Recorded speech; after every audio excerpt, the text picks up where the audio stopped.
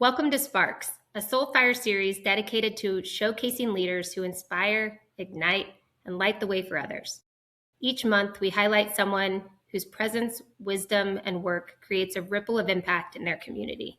I'm your host, Mariah Newman, and this month, we're flipping the script. Usually, Alex is the one asking the questions, but now she's stepping into the guest seat as our July spark. Alex Widener is a coach, consultant, podcast host, and storyteller who believes every person has a story worth telling. After spending 15 years helping students navigate college and careers, she realized her greatest passion wasn't helping people find jobs, it was helping people find themselves. Today, she creates spaces where people feel seen, heard, and empowered to discover their purpose as they weave it into their own story. In this conversation, you'll hear the experiences that shaped her leadership, the role faith and healing have played in her journey, and why she believes our stories have the power to create connection, courage, and hope. So settle in, take a breath, and let Alex's story remind you that purpose isn't something you have to find all at once. Sometimes it's been there all along, waiting to be discovered one chapter at a time.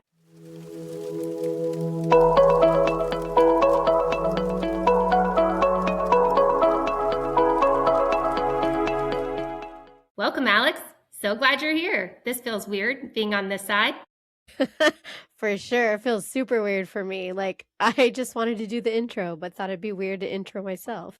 Right. I was sitting there thinking, man, Alex is way better at this than me. But you know what? We're going to wing it and we're going to lean into the uncomfortable and it's going to be just fine.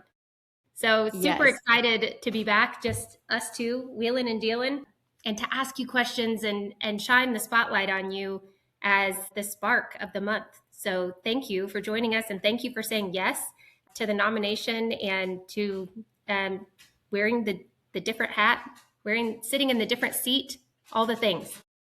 So let's start off. Thank you. Yeah. Tell me about your leadership journey. Yeah. So that's a We're hard jumping question right for me in. to answer. Yeah. I know. Right in the deep end. It's cold down there. It's dark down there. Here I go. It's very interesting and a hard question for me to answer because I sometimes don't really see myself as a leader. So I'm going to say two things here that conflict, and the listener's going to be like, what are you saying, Alex? So I'll get there. So I don't really see myself as a leader, but in the same breath, all of my degrees are in leadership, and I have this like sort of own interpretation of leadership as being anyone who has an influence relationship on someone. So you don't have to have a title to be a leader, right? Like I don't need to be a senior manager or a director to actually be a leader. Like I lead in my home, my family, or my kids.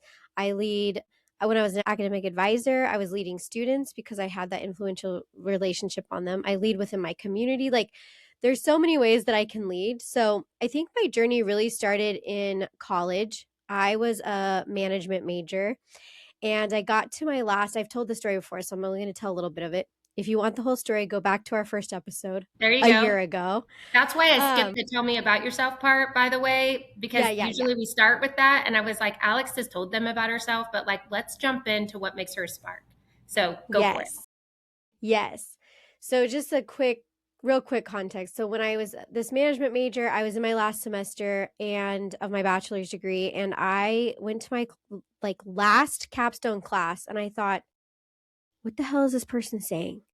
This person was not speaking English. That's how it felt to me. I'm like, this is your last class. You should know what's happening. And I was really struggling with management because it was more, in my opinion, it was more about the processes. I didn't want to manage processes. Can I manage processes? Yes. Do I do that anyway in my everyday life? Yes.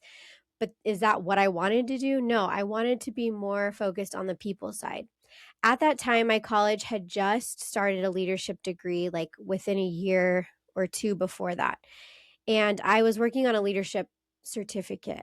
And so I had the first 3 classes of the major completed. And so I went directly, got up out of that class, literally stood up and told the teacher, I think I'm in the wrong class, and sprinted out in embarrassment out to my advisor's office. And I'm like, what do I do? Like, I don't know what to do. So we switched to leadership, and those were my people. Like that is where I felt like I could nerd out. I could have conversations that I understood. They were now speaking my language. And it did become more about the people part, managing people. I don't want to use the word managing, even leading people over this management of process. And so I fell in love with leadership theory. My master's degree is in leadership. And obviously I went on to get the doctorate, and that was in leadership. And so I have all this education and knowledge about leadership, but then applying it in my life became this really awkward thing. It was like, how do I apply it? Am I already applying it and I don't know? It was almost like, how do I take this abstract idea and theories and turn it into like this concrete thing?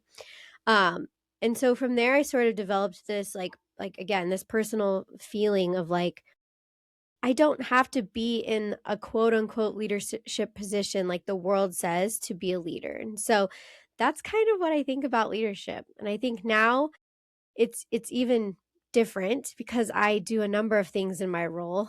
You know, like in higher ed, it was very black and white. Like I was an academic advisor, I helped students. Here it's like I help lots of people do lots of things. Yes. I love that. And I love how you describe leadership as influencing someone else. And if you think about it, there's so many macro and micro things that we do every day that influence someone else. And I either heard a podcast or read it somewhere where you should pay attention to who you smile at or make eye contact with and say hello.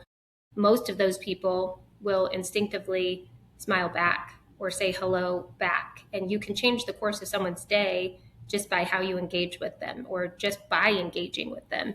And thinking about it that way, you're influencing their day. You may influence how they interact with their family when they get home or how they show up at work just by how you greet them. And that is leadership. And by your definition, which I agree with and think is fantastic. So I love that. And I love hearing your story also about how you learn the things in the textbook and the theories, but really figuring out who you are as a human and as a leader came from experience and from life and deciding this is who I want to be, you know? So that's awesome. Most of us, as we develop our personalities and figure out who we are and our identity, which for most of us includes some kind of leadership, we find that that's shaped out of challenge or controversy or adversarial moments that are hard. And I'm curious, what kind of challenges helped shape you as a leader and helped shape you in your journey as a human, as an individual, etc.? Yeah. I laugh because I'm like, which ones do you want to talk about? Right. Because there's so many.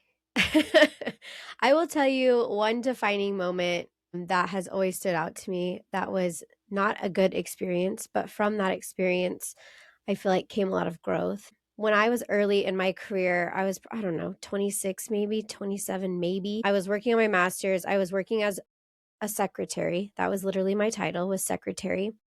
And I was working my way up to the advising role at my first job. But I had to finish this master's. And so the registrar at the time was needing assistance with degree audits. And so she asked me to help her. I did that sort of anyway with the population of students I was working with, but it wasn't part of my job description. And I remember the registrar having a conversation with another lady on campus down the hall from my office. I worked in a fishbowl, so I could hear everything in the hallway. And this person said to her, "Why are you having Alex do degree audits? She's just a secretary." And when I heard that, it almost felt like all of my worth was taken from me with that word just. It wasn't even being about being a secretary. It was demeaning that I was that, right? Like, you're just this. Meaning I couldn't do anything outside of that job description or be anyone outside of this title. Look, I was angry. I think I went for like a 5-mile walk that night, and it was like an angry power walk because I didn't know what to do with that energy. But I will tell you that eventually that fueled me. One, it fueled me to get this degree done so that I could become an advisor But two, it fueled me in a way that made me say, like, I don't care if anyone is just anything. Nobody is ever just something. You're lots of things. But whether your quote unquote level of employment is down here or up here, I want to treat you the same way, because I never want somebody to put my worth wrapped around a title. And so that was a huge defining moment for me in my work life, but also my personal life. Like, how am I treating people outside of work too? You know, it was just really hard. It was a moment of growth for me.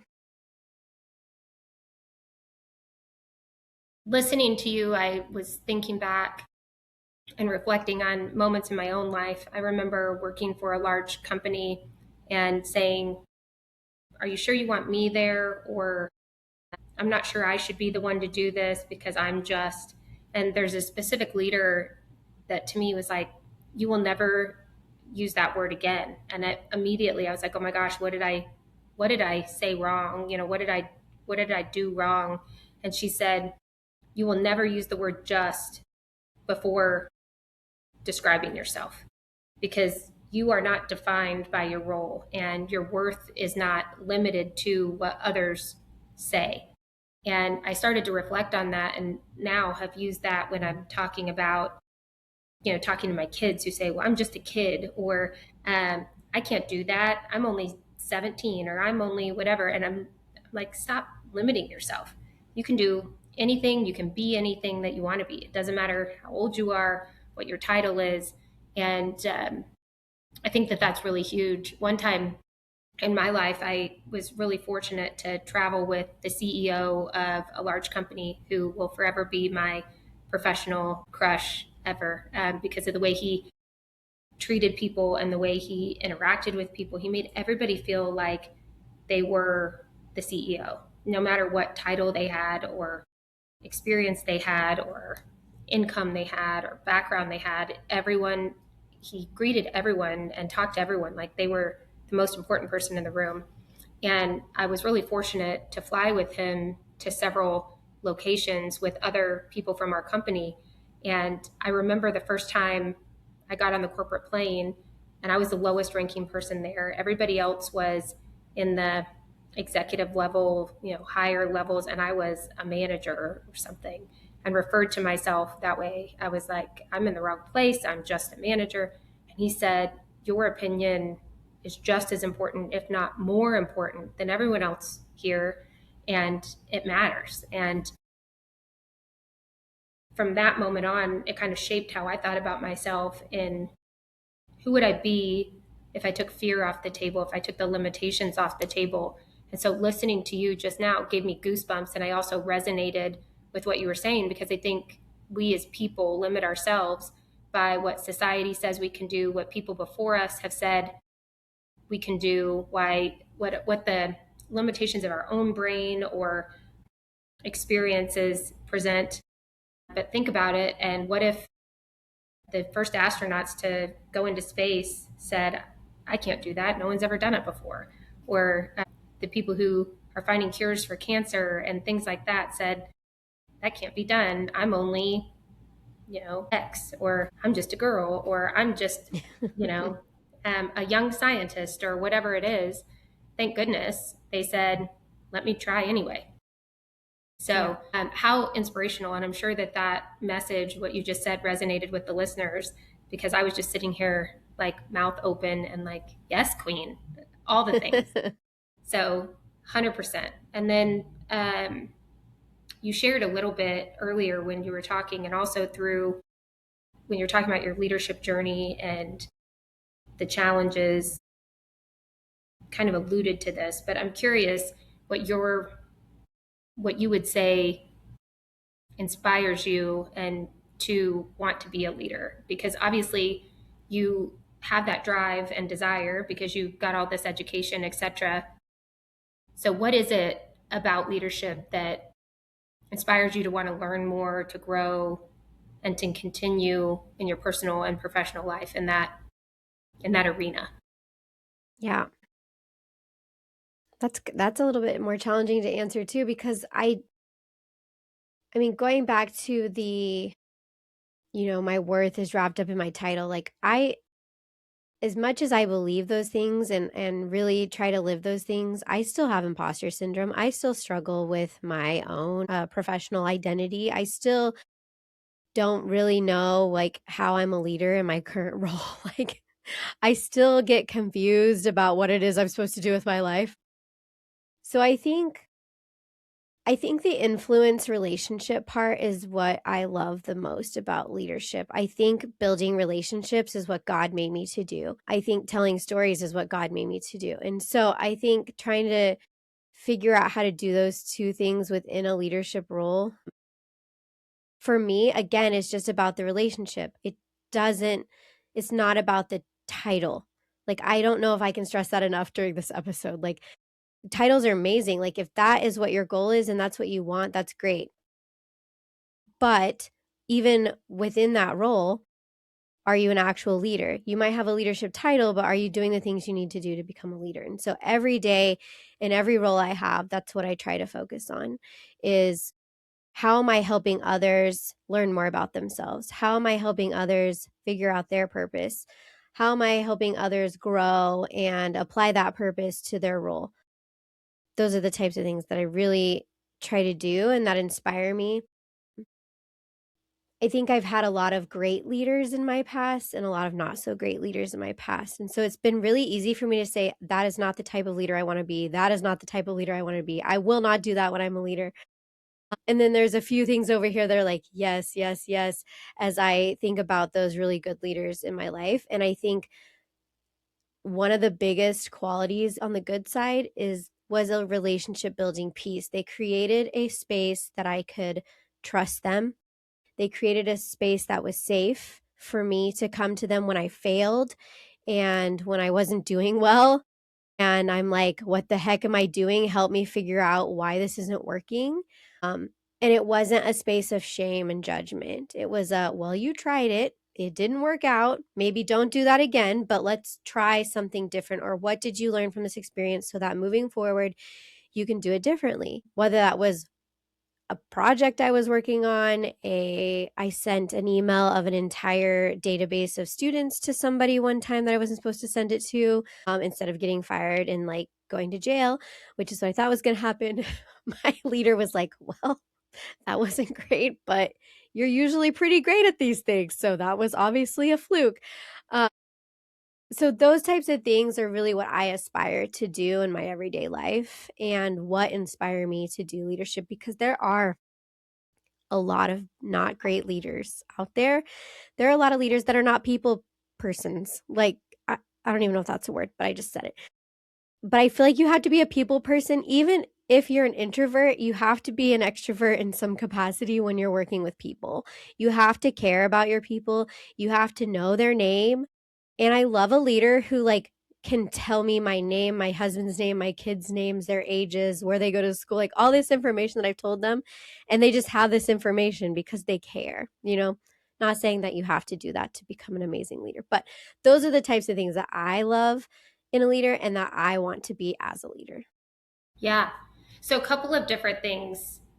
One of the questions that immediately I want to lead into, which I'm putting a pin, so don't answer it right away, is, what impact do you hope to have on others? And you gave a little bit of that, but I want to go a little bit more in depth there. But before we go that way, I want to put a pin in a couple of things that you said. That a leader is someone who influences others. And I think the key for me in that is that you can't be a leader on an island by yourself. You have to be in community, you have to be with someone else or others in community, even if that's walking through the grocery store, or if it's at home with your family, or if it's at church, or if it's at work. You know, there is no leader of a one man band, and so for me, that tells us, you want to be in community, you want to have connection, you want to have relationships, which every human does. And it doesn't just have to be at work, it can be at home or at church or wherever there are people that you are influencing others. And to your point, you said something about there being good leaders and bad leaders. I think that that's important to recognize too, because we can negatively influence people as easily Yeah. as we can positively influence. And that negative influence is still, by your definition, that I also agree with, um, is is just as impactful, um, but maybe not as helpful or as beneficial. Um, if you're grouchy and if I'm being short with my kids and criticizing and all of that, they may then go to school and not behave the best or not be as influential and positive and as engaging with their friends or their teachers or things like that, because it's a ripple effect. And so I like I love and agree with what you're saying, but it also aligns very clearly with our spark message of, you take one spark and you connect it to another spark, and what happens? More sparks. And that leads to this flame. And so both thoughts were happening in parallel in my brain. Is I want to know, what is it that the impact, like what is the impact that she wants to leave on people, on the world, on others, but then also just those observations of the things that you're saying, and that we need people in order to be leaders. Yes, you can be an introvert, but even introverts are not on a deserted island living by themselves with the coconuts. Right. They are, amongst others. And how are you showing up, and how are you influencing others? Is it positive? Is it negative? And how do we, make sure that we're showing up as our best self? The other thing that you talked about was titles, which I think everyone, myself included, have said, hey, that defines me as a leader, etc. But you also alluded to something else that I wanted to pinpoint, and that is, Maslow's hierarchy of needs, which I'm always talking about. The top of that pyramid is, our potential, and is how we define success. And so, thinking about that, that could be success for me means, walking 5 miles a day, or it could mean, um, leading worship at church, or it could mean making this much money, or it could mean working at this place and having this title. And so, instead of just a title, how are you being the best and influencing in those arenas? And how are you building yourself in that Maslow's hierarchy of needs so you can get to that version of success? So, anyway, that's my cue to pivot to, what impact do you hope that you will have on others, on the world, on people around you? Yeah. I knew you were going to ask me this question, and I did not prepare a response for it. Like in my brain, I was like, she's going to ask this, Yes. and I probably should think about what I'm going to say, but I did not. So I will say this first. As a leader in various capacities in my career, in my life, my goal is to always empower others to rise up and be leaders as well, but also empower them to do their best job without me having to micromanage them. I don't know how else to say that.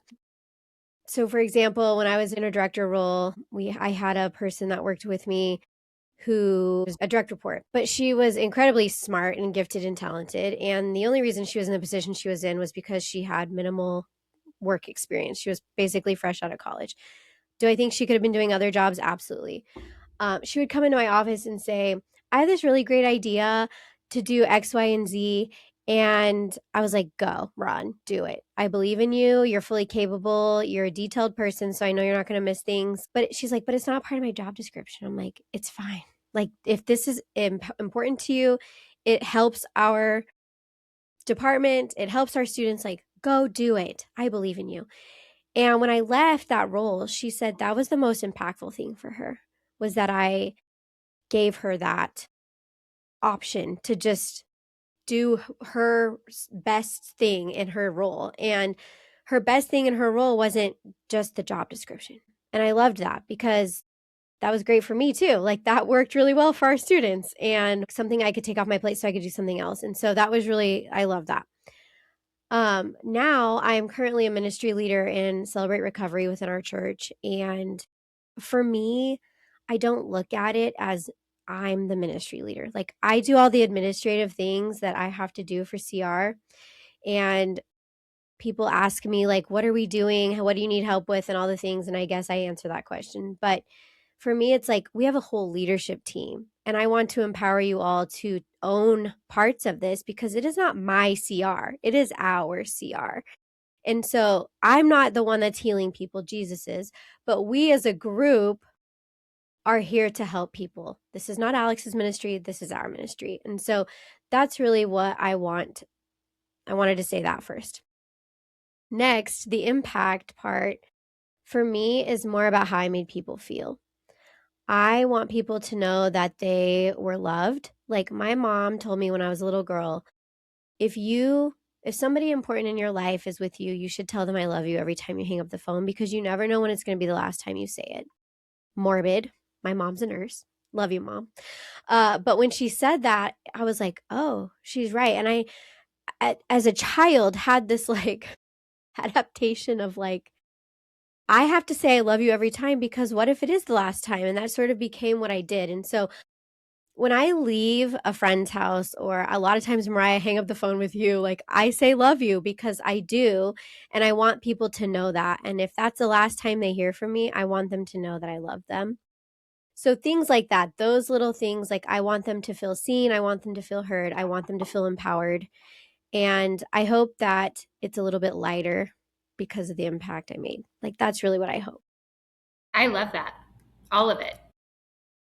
I also was raised similarly where no one told me to say love you, but my being raised with a mom that was sick a lot of my life, I recognized how fleeting life was. And so I just started saying that early on. You know, if I care about someone, let them know. If I saw something about someone that I appreciated, you know, their hair or whatever, you know, or that they did something kind, I said, I love you, or, you know, that I appreciate you, or your hair looks great today, you know, say the thing.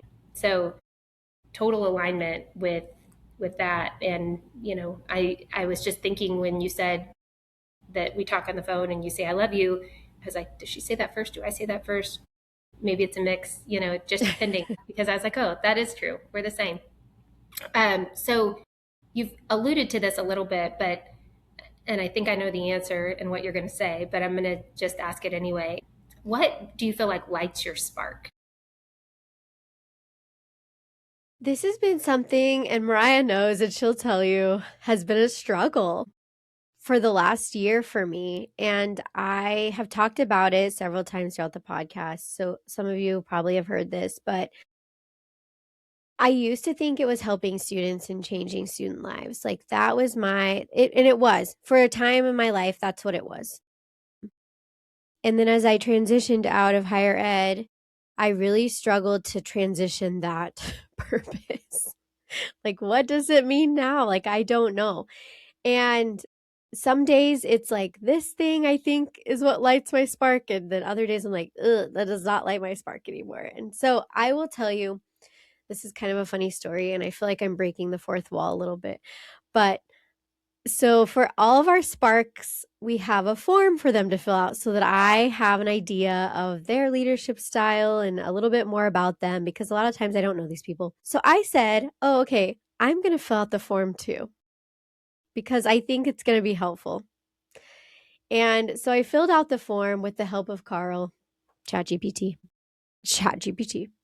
And at the end, I told Carl to give me all the responses that I had written. Like I had written them all out, and then I dumped them into AI and told AI, like, help me to find a thread through all of these. And Carl basically said, Alex, this is the most impactful workshop we've done ever, which I do workshops with Carl all the time because I'm like, who am I and what am I doing with my life? Every day it feels like. And Carl basically told me, your thread is storytelling. Shocker. Why was that hard? Why did I have to have AI tell me that? Because a lot of people have told me that. And so whether that's my own story, so and I think about storytelling, I think about CR, because we share our testimonies. We share what Jesus has done in our life. We share how CR curriculum has helped us get through our hurt. We call it hurts, habits, and hangups, our struggles. And we share, how we've changed and grown through that testimony. So that's a big part of storytelling that I think is important. And it's important for other people in CR to hear how you've changed and how Jesus has changed your life and how he has healed you. Because when you start a new program, you want to know that it's going to be successful in some form. And so sharing your testimony does that. Obviously, I help tell stories through the podcast. Like, that's one of my favorite things to do, is hear people's stories. And lately, I've been feeling like every single episode we've done, I think almost every single episode, connection has been some community, or connection has been some form of response in some way. And so that was like the golden thread through the entire series that we've done this last year. And I think that's so cool, because when it comes down to it, we have all these people from different backgrounds, all these people with different stories, but everyone really just wants community in some form. So to tell that story in different ways, where people who learn differently, who hear differently, who pick up on different things, have different experiences, can then also hear like, oh, this is how this person feels connected, or how they want community. This is how this person feels connected, or how they want community, is really cool to me. So the storytelling, I feel like, is a spark for me, and really what sets my soul on fire. Figuring out how to do that in the form of like a job has been interesting. Another fun fact, I don't know if I've ever said this on the podcast, but I'm working on a book. I'm working on writing a book about being a stepmom. I'm a stepmom of 4, and the challenges and blessings that have come with stepping into that role is really impactful for me. And I feel like a lot of people see step parents as what the world sees a step parent as, which is what we learned from a very young age is evil, right? From All the a certain Disney movies. company, Yes. making movies about evil Yes. stepmothers. But also, there's a lot of bad experiences with step parents, but that has not been my experience, and that has not been my kids' experience. And so I think it's really great to talk about that. I don't know if it's going to become anything, but it's been very therapeutic for me to write about those things. And so, again, telling a story and turning it into a learning experience, educator at heart, is what really sets my soul on fire, and is that spark for me. I love it. That's awesome. But you answered the last question in a roundabout way also. So I love that. How do you help other people find what sets their soul on fire or discover their spark? Yeah. So this has been really hard for me this year. Like, as an academic advisor, my job is literally to give advice. My job is to listen, but it's also to give advice. So when transitioning into a coaching role was like, Mariah told me 1,000 times, like, you cannot just give advice. You have to ask questions, which is what I do in CR. Like, we literally, one of our guidelines in CR is to not give advice unless you're asked to give advice. It's so I listen and ask questions. And so translating that into like secular life, I guess, was hard. It was hard because everything inside of me wanted to give advice. And so it took a while. So I think now it's asking questions, asking more questions, and really helping that person funnel down what's important to them, funnel down what matters to them, funnel down what's important to them, and then helping them figure out a way to apply that to their work life, home life, outside life, whatever it is that they're struggling with. And sometimes that is through sharing my own experiences, sometimes it's not. And so that's really just helping them, I guess guiding them would be a good word, through a process to find it. It's hard though. It ain't easy sometimes. It's so hard. I often find myself in the village of you shoulds, in that somebody asked me something, I'm like, oh, well, you should do this, or you should do that. But to your point, that's where the you shoulds come from. But to your point, asking people questions to help them come up with their own answer, or to help them explore what they're seeking or what they're looking for, is exactly what we all should be doing to coach and inspire and help others. And I go back to how many people have told you that you're a storyteller? And you're like, look at Carl is the one that told me that I am. Well, it's probably because Carl kept asking you questions. And other people probably said, Alex, you're a storyteller. Alex, you're a storyteller. And you just dismiss. But Carl probably, ChatGPT, probably asked you questions that made you realize and define and say, I'm a storyteller versus, the declarative statement of, you are a storyteller, you know, Yeah. helping Yeah. you realize it for yourself, I guess. And so that's deep. Yeah, I love that. So all of this, talking to you, I've talked to you for decades. We've known each other for a really long time, and you've been a spark in my life for a really long time. You've been constant, consistent, and willing to help, support in any way you could. And that's one of your strengths, in my opinion, is your willingness to let people stand on your shoulders, to play whatever role needed in the environment. If that's center stage, you got it. You'll take the microphone. If that's stage manager, you got it. If that's the person managing the lights, you got it. If it's being the loudest hype girl in the audience, you got that too. The adaptability and willingness to say, I support the mission, in whatever it is that we're doing, whether it's CR, whether it's church, whether it's friendship, and whatever life throws at you. And I think that that's a gift. I think it's a talent, and it's definitely a spark in the communities in which we run around in together. And so I am incredibly grateful that you have been willing to switch chairs with me and be the guest and allow us to shine the light on you for once, because you are continually the person shining the light on others. And it's so important. And this is why I wanted to do the Spark series, is to make sure that those that are out there igniting the world and creating those sparks everywhere that are igniting others and influencing others are getting the light shined on them. So I just appreciate the time, appreciate everything that you do for those around you and for me as well. So before we wrap, is there anything else that you want to say to our listener, or make sure that they hear as the guest that you are today? I guess I will say, I do not have it figured out clearly. I'm still figuring out, and that's okay. You can have purpose while you're still trying to figure out what it is your purpose is. You can still make a difference. You can still shine a light. You can still be a leader, even when you don't feel like you're those things. And it's important that you have people in your corner who hype you up, who tell you those things, and who just continuously relight your spark until it grows into a flame that it's supposed to be, because it will at some point become a flame. And so I just am really appreciative that you have me here today, Mariah, it's weird still for me to be on this side of the podcast mic, but thank you so much for the opportunity to do this. It was fun.